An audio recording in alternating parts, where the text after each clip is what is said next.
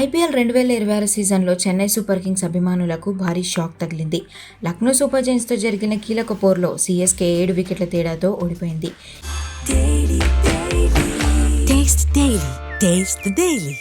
ఈ ఒక్క ఓటమితో Chennai play offs ఆశలు ఇప్పుడు పూర్తిగా తగ్గిపోయాయి.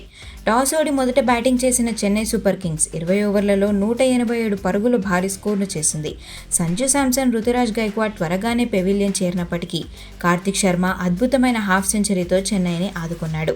కార్తిక్ శర్మ కేవలం 42 బంతుల్లోనే 71 పరుగులు చేయగా చివర్లో శివం దూబే 16 బంతుల్లో 32 పరుగులతో మెరుపులు మెరిపించాడు. అయితే 188 పరుగుల భారీ లక్ష్యంతో బరిలోకి దిగిన లక్నోకు Australia allrounder Mitchell Marsh super innings ఇచ్చాడు.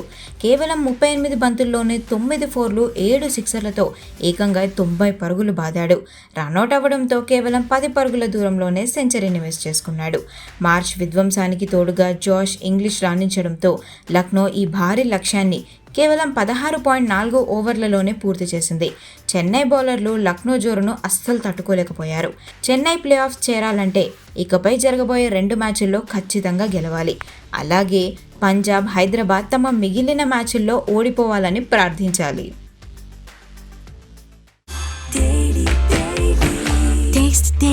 Taste the Daily.